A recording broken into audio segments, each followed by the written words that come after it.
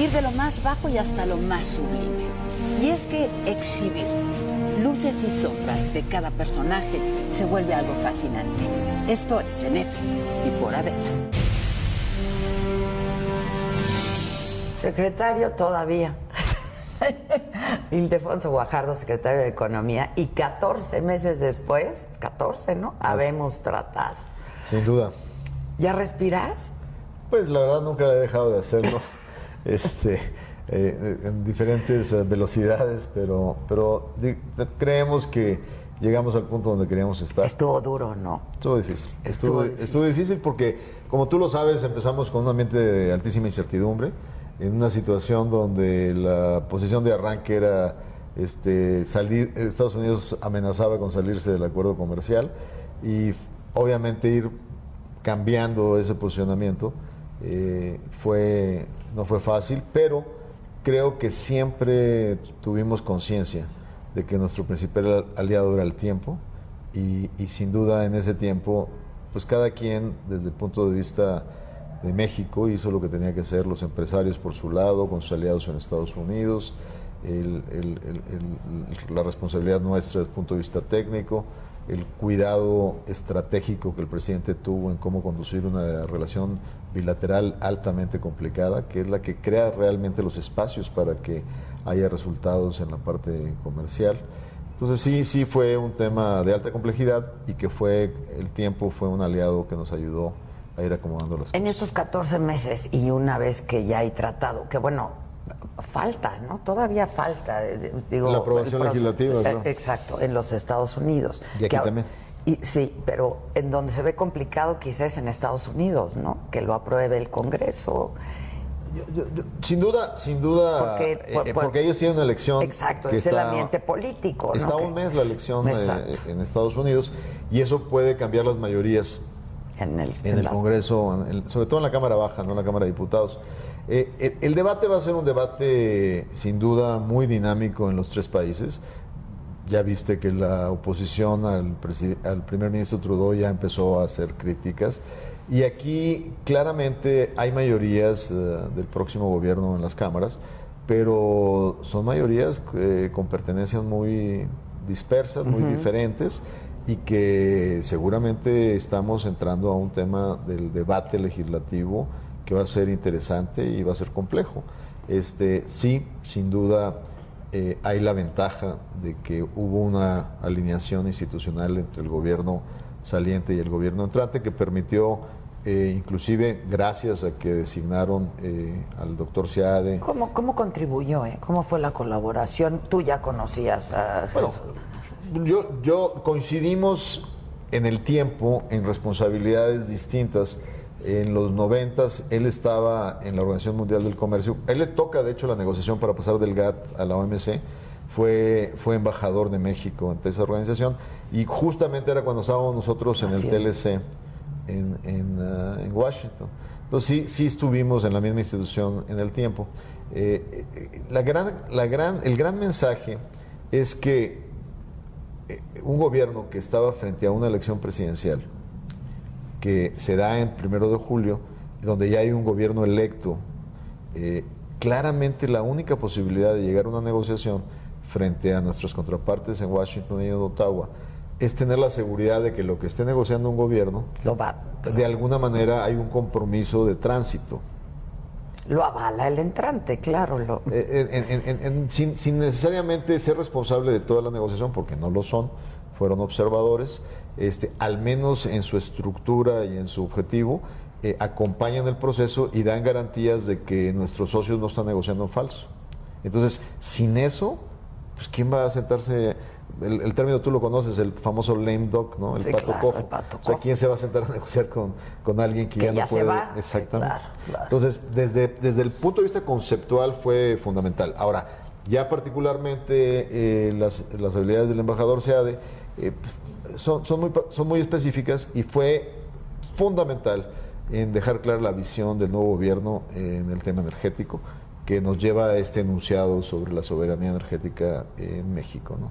Entonces, inclusive en algunos temas álgidos ayudó con alguna visión, con algún punto de vista importante, que facilitaron soluciones. Entonces fue un trabajo muy coordinado. Nosotros nos comprometimos a informar todo lo que llevábamos en el proceso, a compartir y transparentar toda la negociación, y yo creo que eso fue apreciado en un ejercicio de mucha honestidad y transparencia. En estos 14 meses, secretario, ¿hubieses hecho algo diferente una vez que ya pasó todo este proceso? Porque finalmente es un aprendizaje, ¿no? También, sí. Digo. Pero fíjate que llegas a la conclusión de que las cosas se tuvieron que alinear. Si tú te acuerdas, al principio todo el mundo decía, híjole, pobre México, pobre Canadá, y nadie se sentía como parte de las consecuencias. Europa pues estaba interesada en ver cómo le íbamos a jugar, Japón, Corea, pero conforme el tiempo se perfila, Estados Unidos empieza a abrir frentes, la guerra comercial con China, las discusiones con Europa sobre el futuro de la industria automotriz y con Japón. Entonces, cuando se abren demasiados frentes y la agenda misma rumbo a la elección de noviembre, pues como pone la presión de que tengas que tener soluciones.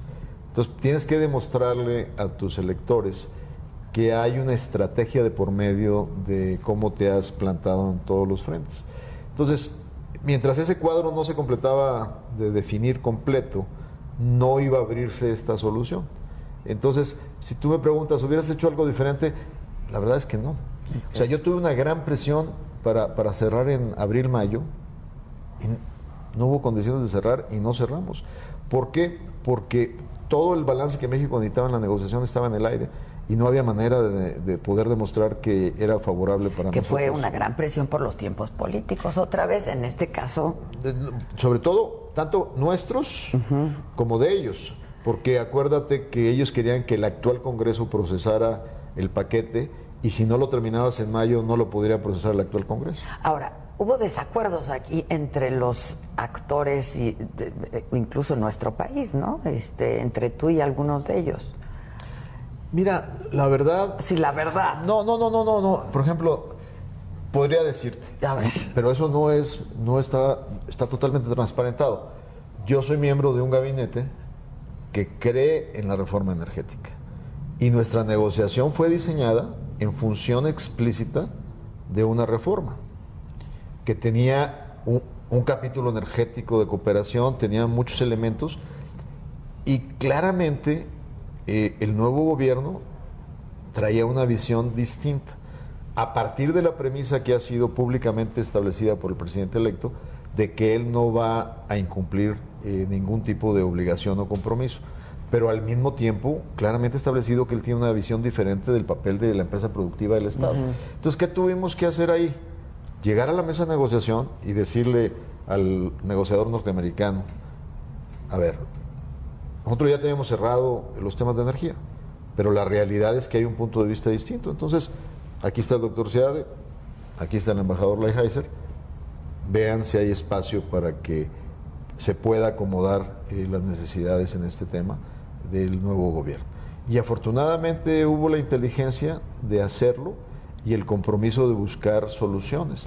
Pero no era una diferencia nuestra, entendíamos, y es algo clarísimo, pues que el nuevo gobierno tiene puntos diferentes en algunas estrategias de política pública. Y lo que teníamos que facilitar nosotros es que esa nueva visión tuviera un acomodo, independientemente de que se iba a transformar la plataforma que nosotros habíamos diseñado. Ahora, hubo raspones incluso dentro del gabinete al que tú perteneces, ¿no? Mira, yo no los llamaría... es que es muy claro, te doy un ejemplo. En uno de los temas, acuérdate que esta negociación la coordina la Secretaría de Economía, pero la amplitud de temas, hay 32 capítulos, es un equipo de gobierno ampliado. Está sentado la Secretaría de Medio Ambiente, está sentado COFEPRIS, está sentada la Secretaría de Salud, está sentado la Secretaría de Hacienda, la Secretaría de Comunicaciones, el IFETEL. O sea, no creas que llegamos a la mesa, Economía tiene los negociadores, pero los que determinan las posiciones son los entes sustantivos de un gobierno ampliado. Entonces, te doy un el famoso, la franquicia, para que tú puedas comprar tus vestidos de gala de Nueva York por paquetería, ¿cuál es lo que te permite traer sin pagar impuestos? Bueno, en México actualmente son $50. Ahora 117, ¿no? Con el nuevo acuerdo. Sí, se ve que ya lo estás viendo la letra chiquita. Es por el vestido de gala. Sí, nada más que no lo... Oye, pero yo no creo que tus vestidos de gala entren abajo de $117. Es solo por eso. No, pero ahí te va. Estados Unidos pretendía llevar el de minimis a $800, que es lo que ellos tienen. Obviamente mi sector textil, vestido, calzado, mi sector comercial decía, oye, ¿cómo me vas a hacer competir deslealmente? Porque acuérdate que eso quiere decir que no pagas IVA ni pagas arancel.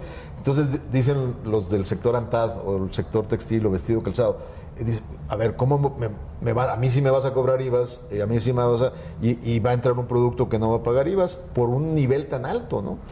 Entonces nosotros en la mesa, cuadrando el paquete, pusimos en la mesa una posibilidad de 100 dentro del paquete del entendimiento bilateral. ¿Qué quiere decir esto? Que hasta 100 no pagarías IVAs y aranceles. ¿Qué pasó? Pues, obviamente el secretario de Hacienda nos dijo hasta de lo que nos íbamos a morir, porque tenía un impacto de recaudación fiscal relevante, y tenía toda la razón. Pero para llegar a un deal, a un acuerdo, pues tú tienes que acomodar las fichas. Pero ahí te digo, o sea, la verdad es que el secretario de Hacienda, cuidando su territorio, pues sí no estuvo muy contento. ¿Qué pasó finalmente? Aprovechamos que le tocó a Canadá sentarse. Entonces Canadá logra en su proceso, porque ellos tenían uno bien bajo de $20 canadienses. Entonces finalmente el acuerdo final para los tres llega a $117, pero a 50 queda como está, pero de 50 a 117 sí pagas IVA. Ya. Y entonces ya no se pierde ese. Entonces te pongo esto como un ejemplo de que no estaba fácil, o sea, porque cada quien está cuidando sus gallinas, ¿no? Bueno, pero tú sabes que se supo por ahí que hubo desencuentros, raspones con el secretario de Relaciones Exteriores actual, con Luis Videgaray, ¿es cierto? Mira.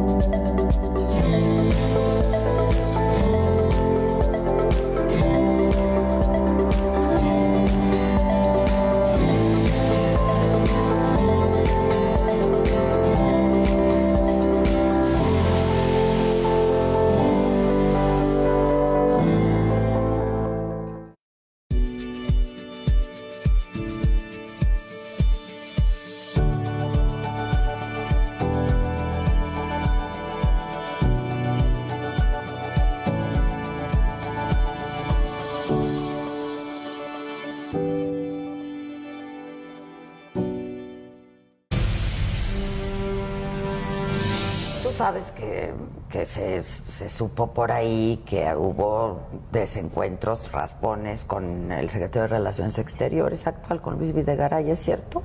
Mira, yo no... Una de las ventajas que tuvo este proceso... Ya te vas, ya se van todos, ya cuenta la neta. No, con toda, mira... A lo mejor hay formas distintas, estilos distintos. No, yo te lo pondría diferente. En toda negociación hay un policía malo y un policía bueno. Está como la serie es esta. A ver, es innegable que el secretario de Relaciones Exteriores construyó una relación de confianza muy fuerte en Casa Blanca. Y eso era un activo muy valioso. Un capital ahí. Porque tienes dos vías de diálogo. Entonces, mi papel claramente era endurecer la pierna y estar jaloneándome con mi contraparte. Y cuando llegábamos a momentos de que la cuerda ya se había atascado, entraban procesos de facilitación con vías alternativas de comunicación que ayudaban en el proceso. Entonces, pero entre ustedes, ¿cómo estuvo? Una de las grandes ventajas cuando trabajas con gente inteligente es que predomina la estrategia y el objetivo por el que vas. Y aquí, sin duda, tú puedes estar de acuerdo o no estar de acuerdo con el secretario de Relaciones Exteriores, pero lo único que no le puedes regatear es que es un individuo con una gran inteligencia. Y eso ayuda muchísimo para poder desarrollar estrategias país. Pero lo más importante, Adela... Y con mucha soberbia, dicen que luego eso no ayuda, entonces... Yo no... para mí, la verdad, quiero decirte que cuando tienes claridad de objetivos y cuando tienes claridad de responsabilidades, el que finalmente definía, y eso es cierto, tú puedes llegar válidamente como miembro de un gabinete, como te platiqué el caso del de minimis de la franquicia, pero sentados en la mesa del presidente, el presidente escucha todos los puntos de vista y el que define el siguiente paso es el presidente. Y ahí, independientemente de cuál sea tu opinión, independientemente de cuál sea tu posición, tú debes de ir en la línea única trazada por que eso pasa lo mismo con Estados Unidos y con Canadá. Ahora, cuando ya se tenía un acuerdo bilateral, ¿no? Entre México y Estados Unidos, que era lo que quería. Le llamamos entendimiento. Digamos, entendimiento. Por respeto a lo que faltaba. Que también se dijo mucho que qué manera de traicionar México a Canadá. Ahí sí te lo voy a platicar. Sí, y ahí sí te voy a hablar netas. A ver, bien, porque de lo demás no estás hablando, pero no importa. No, claro que sí estoy hablando netas. Cayó solito, yo no dije. A ver, bien. No, mira, el tema es bien importante porque si viste el cierre, Canadá fue bien claro de reconocerle a México, reconocerle al presidente, el papel importante que jugó México en este proceso. Pero en el momento difícil, cuando estábamos nosotros tratando de aterrizar el entendimiento bilateral y Canadá llega para tratar de cerrar, se esperaba en una semana, ya después se vio que había el margen hasta el 30 de septiembre. Que fue ahí el deadline. Que fue el domingo. Ahí lo interesante es cuando nosotros anunciamos un lunes, te acuerdas, el 27 de agosto, y llegaron nuestros colegas canadienses y fuimos a la Embajada de Canadá a una reunión. Incluso hay memoria, digamos, televisiva de esa. Veníamos saliendo de una embajada que es, por cierto, impresionante, la Embajada de Canadá en Washington. Y ahí sí los canadienses, pues sí, estaban con una, así como diciendo, a ver, cuando empezamos esto, nosotros dijimos que de ninguna manera, la famosa frase de que no vamos a poner a México debajo del camión, ¿no? Va a atropellarlo, y ahora resulta que están llegando ustedes a... En eso estaba el diálogo cuando yo de repente interrumpo, porque algo que he construido muy padre es mucha franqueza con la secretaria Freeland, y le digo, a ver, nada más quiero recordarles que en el mes de abril, cuando hicimos el intento de llegar al cierre en mayo, la solución del reto automotriz, ustedes la diseñaron y la fueron a ver con los estadounidenses y platicárnosla a nosotros. Cuando nosotros llegamos a esa negociación, resulta que ya había habido una...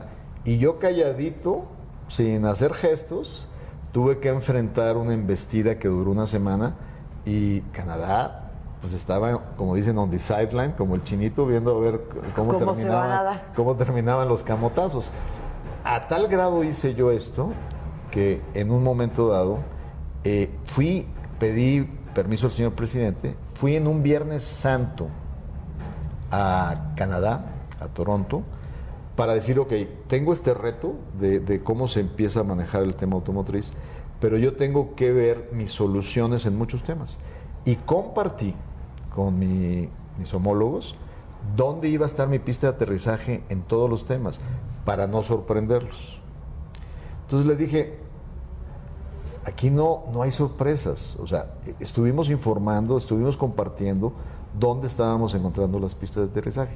Esa intervención en esa reunión fue suficiente para que, porque inclusive señalé quién había sido el que creó esa idea y cómo se había dado la cuadratura, y a partir de ahí tú puedes ver que el señor primer ministro llegó al Economic Club de New York y andaba diciendo, ya estamos muy cerca, invítenme a la Casa Blanca y cerramos. O sea, el mensaje era, a ver, ya las canicas en la mesa, ya las puso mi compadre, entonces vamos tú y yo a ponernos de acuerdo cómo, y eso está documentado. Entonces, a partir de aclarar un poco las posiciones, llegamos yo creo que a un entendimiento de que esto no era más que tratar de enfocar un proceso con una administración en Washington que no quería tomar de frente a dos fuerzas simultáneamente, que quería definir los temas más importantes en la relación México-Estados Unidos. Los álgidos, ¿no? Exactamente. Los álgidos. Y entonces, al fin del día, la solución... sí se sintieron, digamos.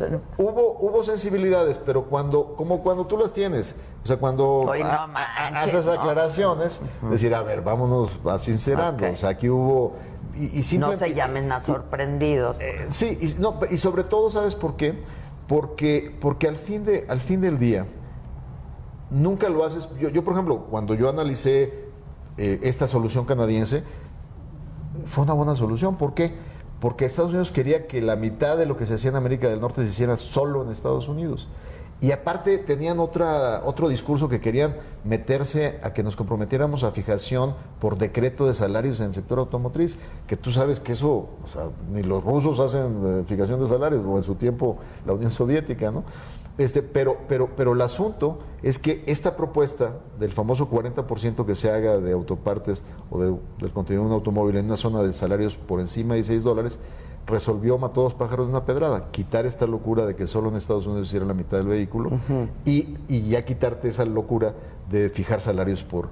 Este acuerdo tiene que mejorar salarios, pero a través de la inversión, el crecimiento y el fortalecimiento de derechos laborales. A ver, ahora, secretario, este acuerdo de nombre rarísimo, impronunciable. No, pero lo estás viendo en inglés. Nosotros ya tenemos una versión en español. Español es el acuerdo México, Estados Unidos, Canadá, que es AMEC.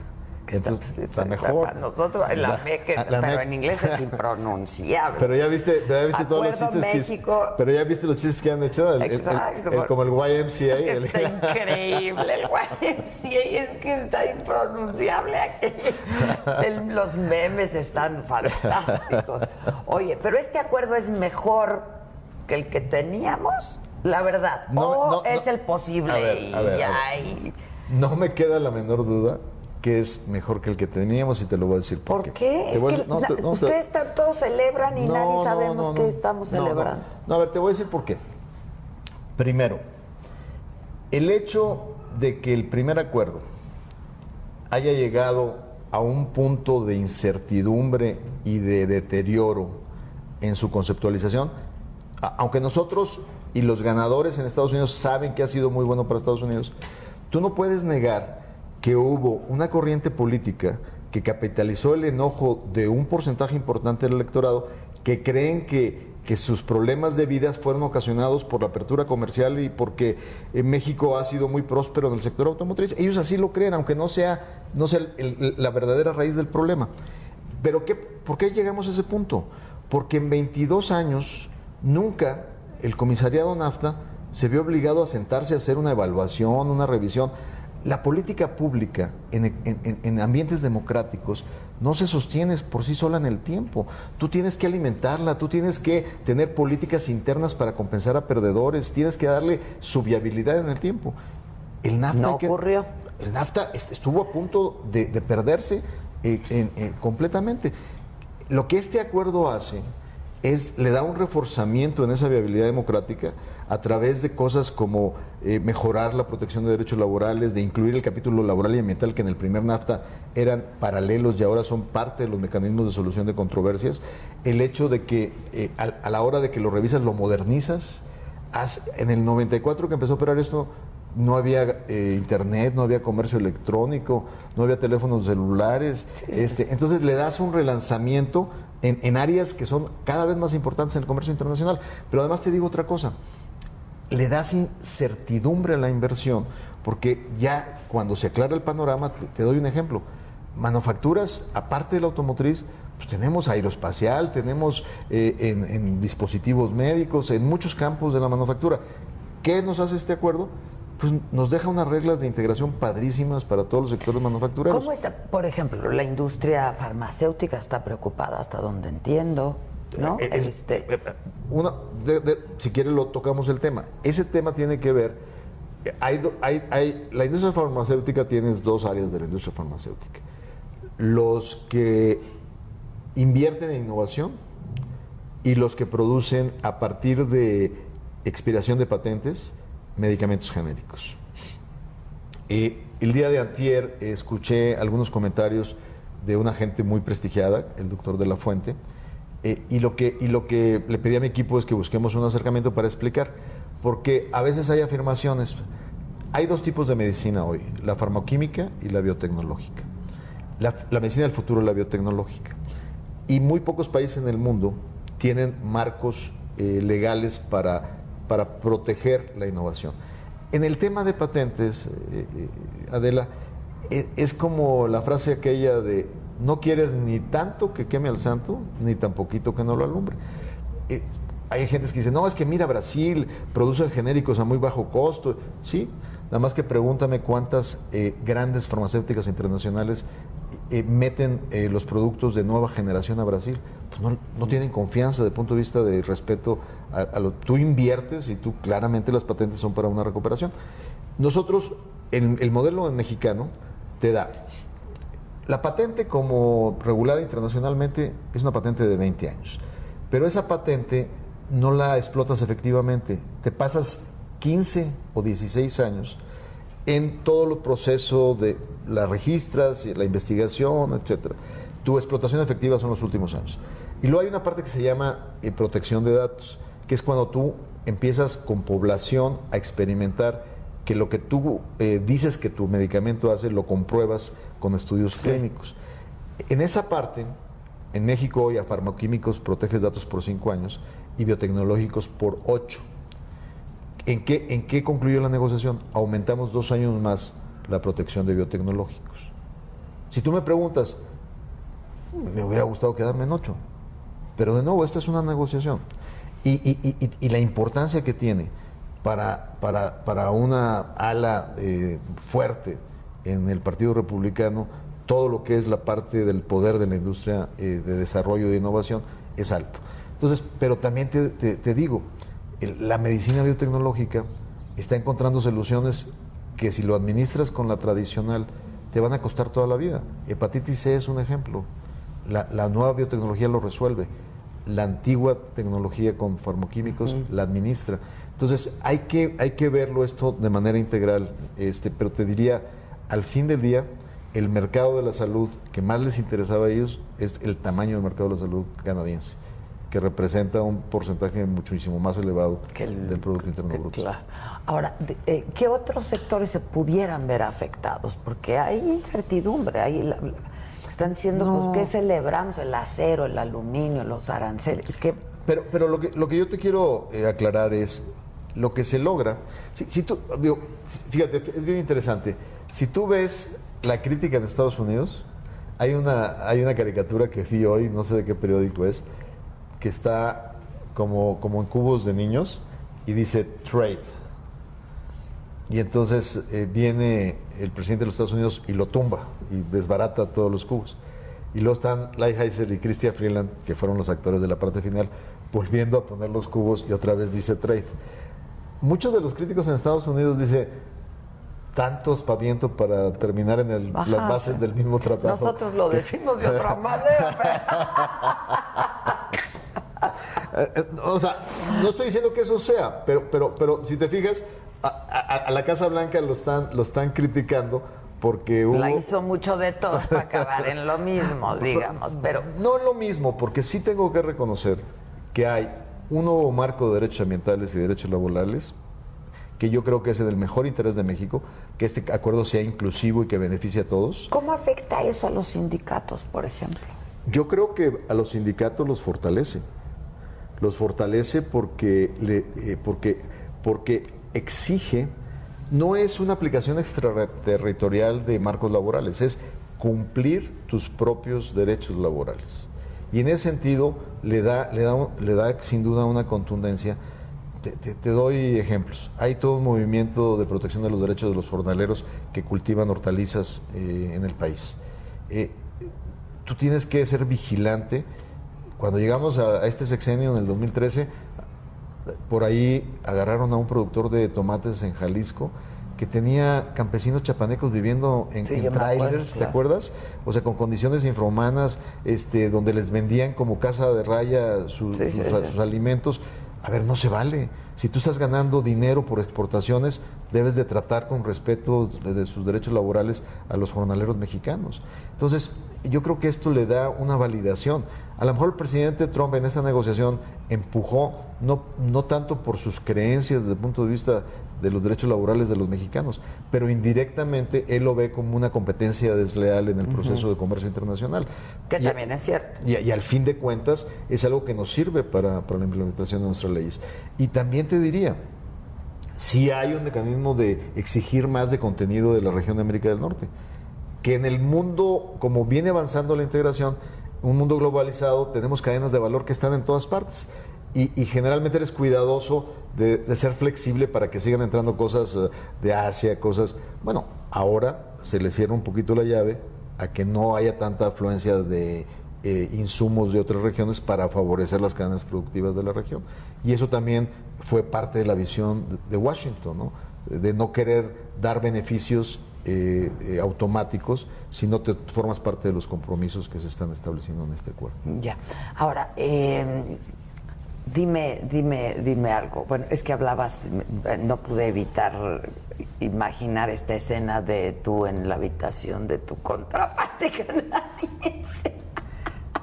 Mira, afortunadamente la nueva época, ya la parafernalia del protocolo de los ministros sale sobrando. Lo que quieres son acciones efectivas que te resuelvan problemas. Y si se da en la habitación, pues... No, lo que pasa es que después de la reunión que tuvo el primer ministro Trudeau con el presidente Peña, nos dieron instrucciones muy precisas de facilitar, con la experiencia que habíamos tenido del cierre del entendimiento bilateral, y yo tuve una llamada con el embajador Lighthizer, entendí un poco dónde estaba el atoro.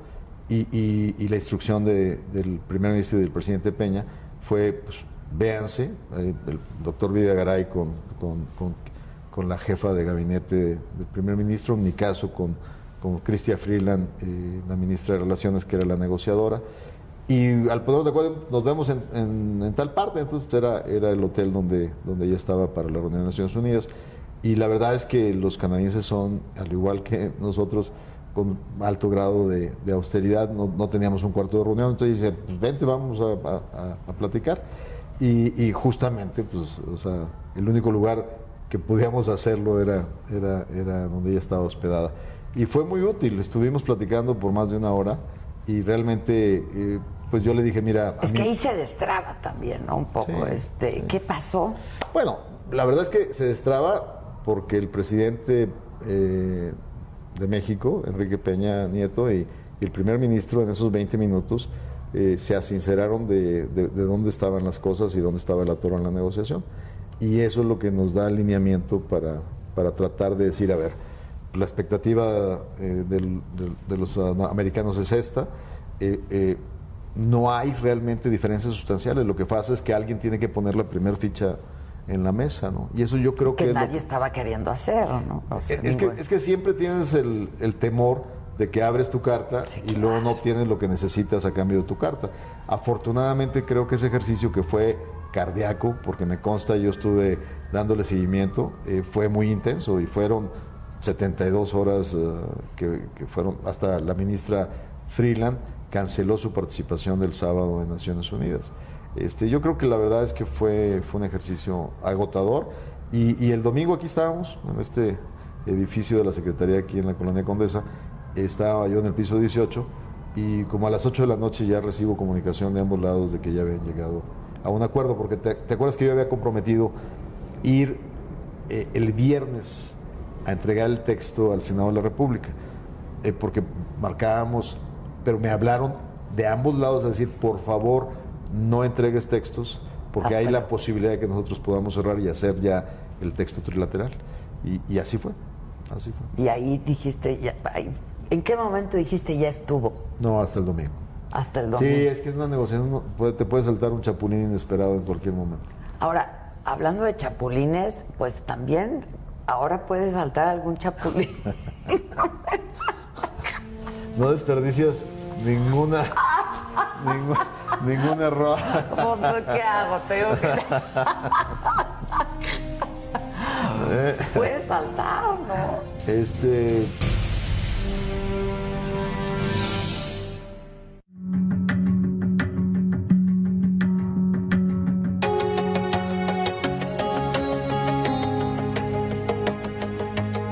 Solo la personalidad de Javier Risco hace de este programa un referente de vida política en nuestro país. Noticiero estelar del financiero Bloomberg, La Nota Dura, con Javier Risco. Lunes a viernes, 10:30 de la noche, porque reconoces lo importante, el financiero Bloomberg.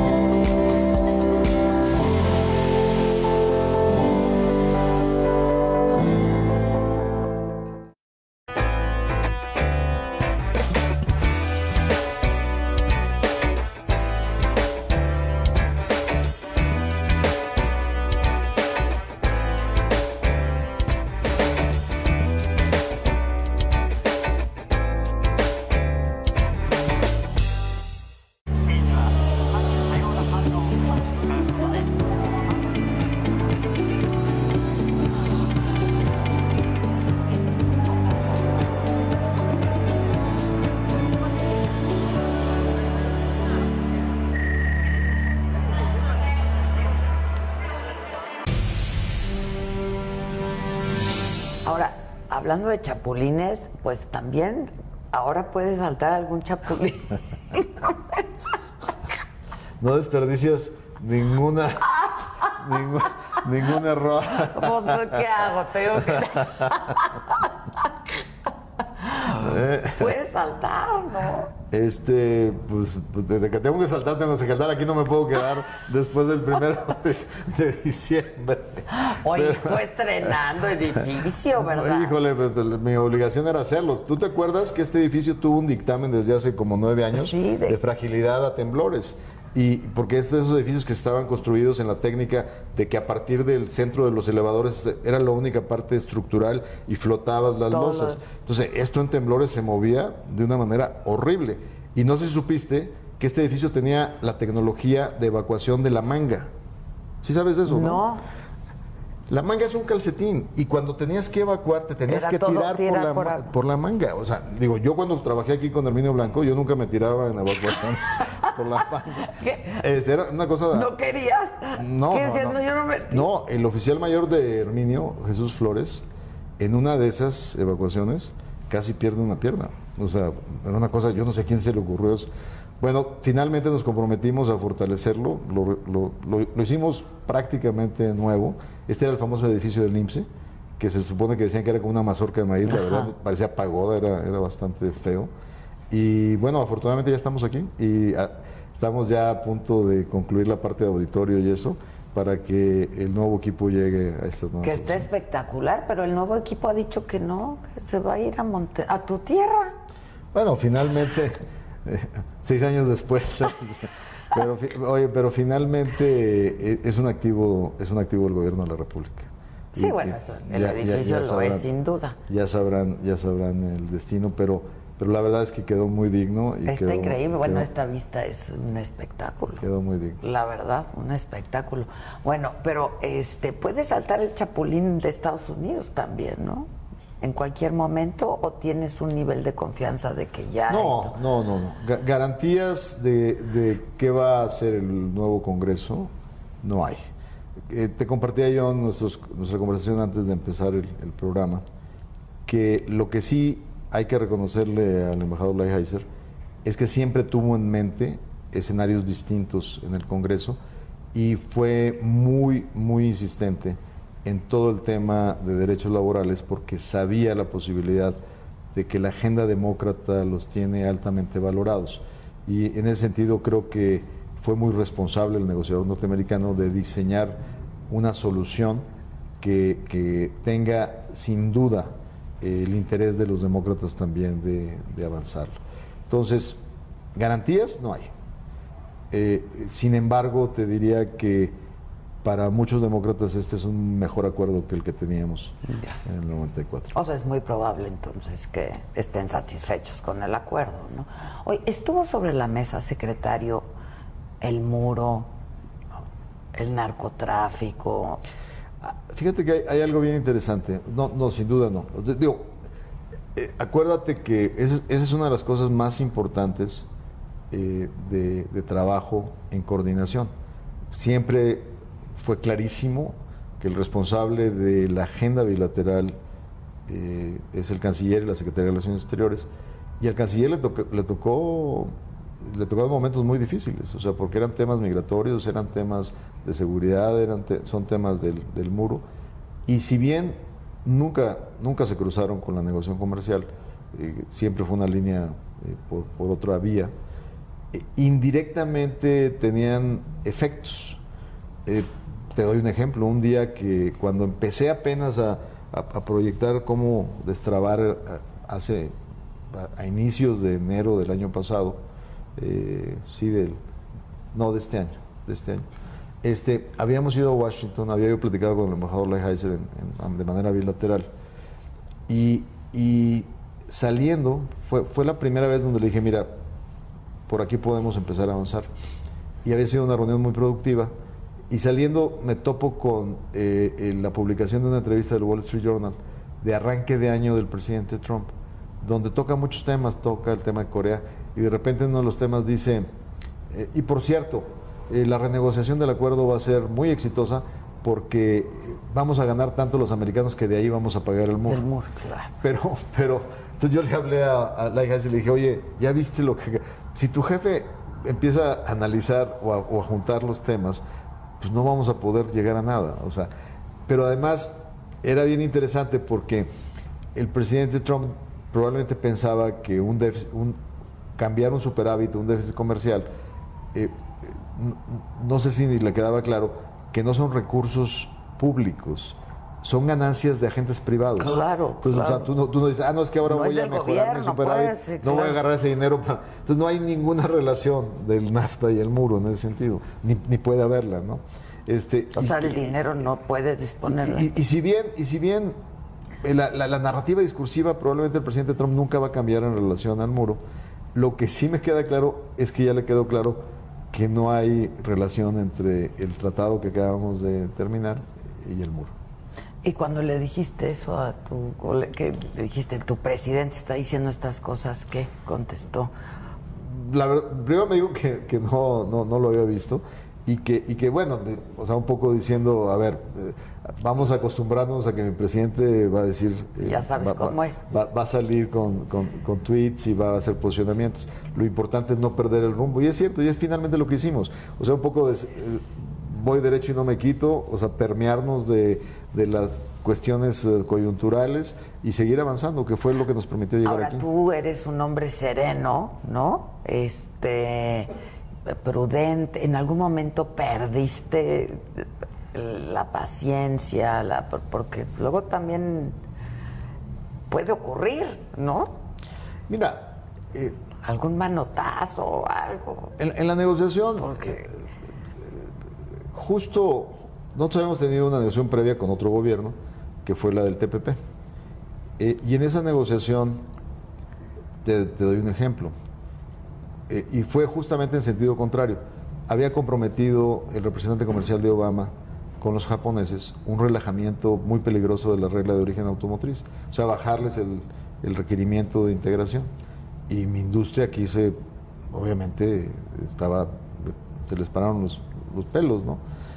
Y yo no había tenido, ese día en Hawái, fuimos los mexicanos los que paramos la negociación.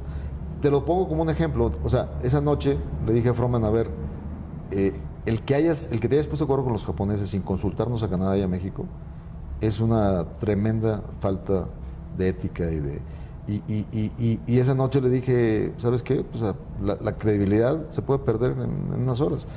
Y reventamos la negociación, o sea, paramos, ellos pensaban cerrar en Hawái TPP y no lo cerraron hasta mes y medio después en Atlanta, porque nosotros nos levantamos de la mesa. Y independientemente de la dureza del lenguaje, sí, claro. Fui a ver al japonés y me dice el japonés, es que a mí me prometió el negociador americano que él se encargaba de ustedes. Y entonces le dijo al japonés, le digo, a ver, si consultas cualquier libro de historia, podrás enterarte que somos una nación independiente hace 200 años, hace más de 200 años. Entonces, por nosotros nadie va a negociar absolutamente nada. Te lo pongo como ejemplo.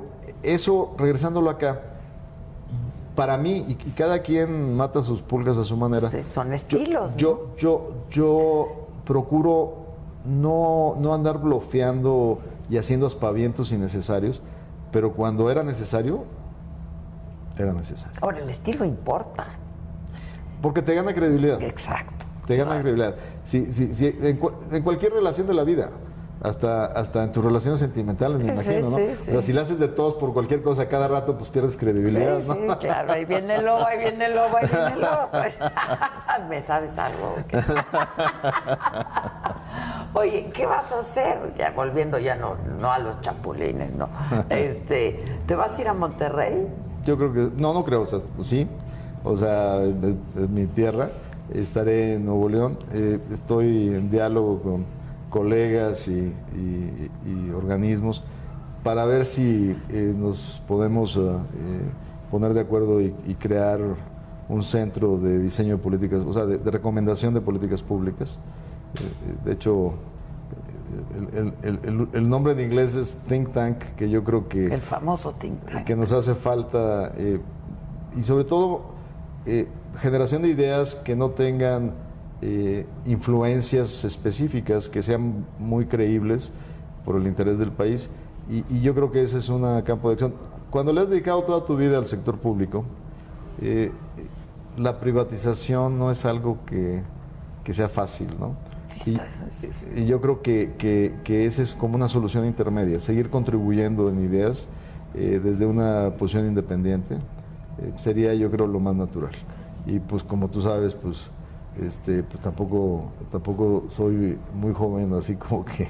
No, bueno, pero a ver, ¿y sería con inversionistas? ¿Habría que buscar inversionistas? No, la idea es buscar el fondeo, pero tocar puertas en organismos internacionales. Pichar, claro. Pero lo que sí no puedes hacer es que sea un grupo empresarial o corporativo. Porque si no. Pierdes independencia. Entonces tienes que ser muy cuidadoso de cómo hace el fondeo. Yo creo que es el siguiente paso, ¿no? Y estar cerca de mi estado. Pues, supongo que quieres ser gobernador. Mira, siempre has querido ser gobernador de tu estado. Pues es parte de lo que uno tiene siempre en la formación. Pero también no soy hombre de obsesiones, ¿eh? O sea, llegué a ser secretario de Estado gracias a la invitación que me hizo el presidente, que ha sido una gran oportunidad histórica y siempre le estaré muy reconocido al presidente de México por esta oportunidad. Y ¿sabes cómo llegué? Era yo diputado federal, era presidente de la Comisión de Economía, nos tocaron 3 reformas muy importantes en las cuales necesité yo el apoyo del gobernador del Estado de México, porque tenía una bancada de 50 diputados, y ahí es como conocí al presidente. Y realmente cuando él sale de candidato, yo intentaba ser senador. Y buscando ser senador, él dice, mira, no sé si las condiciones en tu estado van a permitir que seas o no candidato al Senado, pero por lo pronto te invito a mi campaña. Y me invitó a ser el enlace empresarial de su campaña. Entonces, buscando ser senador, tuve el privilegio más grande que he tenido en mi vida, que es ser secretario de Estado en un área que conozco de toda la vida. Y entonces, la vida lo único que te enseña es que haciendo tu chamba, pues nada más flojito y cooperando. Oye, además, digo, te vas con un enorme capital. A mí me ha tocado ver en algunos eventos ovaciones que te ha hecho el equipo entrante incluso, ¿no? Integrantes del próximo gabinete, un gran reconocimiento a tu trabajo por el tratado, ¿no? Por el acuerdo. Sin duda lo ha sido y lo he reconocido yo. ¿Te han invitado a algo? No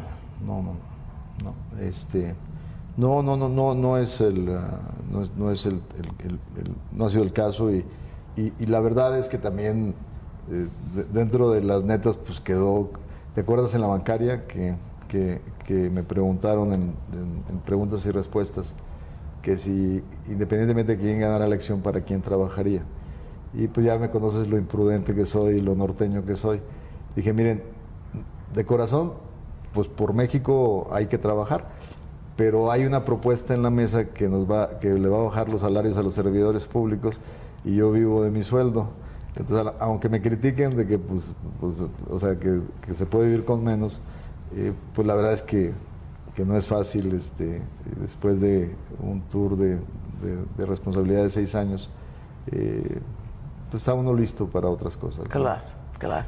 Oye, que supongo que como tú han de pensar muchos otros, ¿no? Que Fíjate que afortunadamente... No sé qué tan buena idea haya sido, no lo sé, digo, sí entiendo que va a ser un gobierno austero y lo celebro además, ¿no?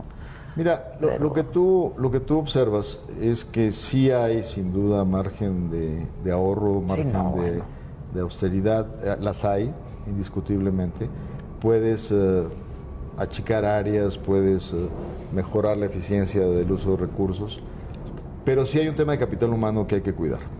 Y eso, en mis sesiones de transición, nuestra transición con la doctora Graciela Márquez va muy bien. Hoy por la tarde tengo, no sé si mi 4ª reunión de transición, 3ª o 4ª, y uno de los temas que he dejado yo muy claros es que en el área de negociaciones comerciales internacionales tenemos un capital humano que se ha desarrollado por más de 2 décadas, que es muy valioso. O sea, el equipo de negociadores comerciales internacionales es un equipo que es un activo del Estado mexicano. Y pues claramente sus beneficios, su servicio médico, son prestaciones, ¿no? Y lo más difícil es que el sector privado se los piratea en 2 segundos. Sí, claro, los quieren, pues sí. ¿Y cómo la has visto, la receptiva a ello? Yo creo que se va a actuar con prudencia. Y la verdad es que los nombramientos que la doctora Márquez le ha propuesto al presidente electo y han sido respaldados por el presidente electo, de hecho los anunciaron juntos, son hombres y mujeres con experiencia en ese sector. O sea, quien está perfilada para ser la subsecretaria de Negociaciones Comerciales, Luz María de la Mora, se formó aquí en negociaciones durante 20 años. O sea, fue parte del equipo de toda la vida de esta institución. Quien será el subsecretario de Industria estuvo claramente diseñando la Comité Nacional de Productividad. Es un hombre que entiende perfectamente el sector real de la economía. Quien viene propuesto para el sector de minería es alguien que conoce la integración de la minería y la siderurgia. Entonces, yo estoy muy bien impresionado de las decisiones que han tomado en ese sector. Ya. ¿Te vas con buenos amigos? Lo único Porque luego dicen que en la política no hay amigos. No. Lo único que, y eso es algo que yo uso muy seguido como frase, alguien más seguramente la inventó, pero en la política, solo una gente que toma la política de manera responsable debe de atesorar 2 cosas. El cúmulo de la misión cumplida, de sentirte satisfecho con cumplir con tu responsabilidad, y el cúmulo de amigos que haces en el trayecto. Y la verdad es que son amigos de veras, ¿eh? Son amigos de veras y en mis 30 años de servicio yo creo que ahí soy realmente afortunado porque tengo muchos amigos. Y no solo de mis correligionarios de partido político, de muchos partidos políticos. Pues yo te agradezco mucho, secretario. Esta sí, yo creo que ya será la última entrevista que me des como secretario, como secretario. Pero espero luego verte en tu tierra y que nos platiques todo lo que estés haciendo. Y gracias otra vez, gracias por explicarnos, por darle luz, porque entendamos que sí hay algo que celebrar, que hubiera sido grave para este país que no hubiera acuerdo. Sin duda, y hay dos elementos, digamos, de concepto que no debemos de perder de vista. El primero es, se levanta una lápida de incertidumbre que es nociva para la economía, y el segundo, el haber perdido el NAFTA no era solo un riesgo de perder el acceso al mercado más importante para México, sino hubiera sido la tentación para que intereses proteccionistas intentaran revertir la política de apertura de los últimos 25 años. Así es. Pues muchas gracias, secretario. Y gracias. Felicidades, muchas gracias. Gracias a ustedes como siempre por su atención y compañía. Yo soy Adela Micha y hasta la próxima.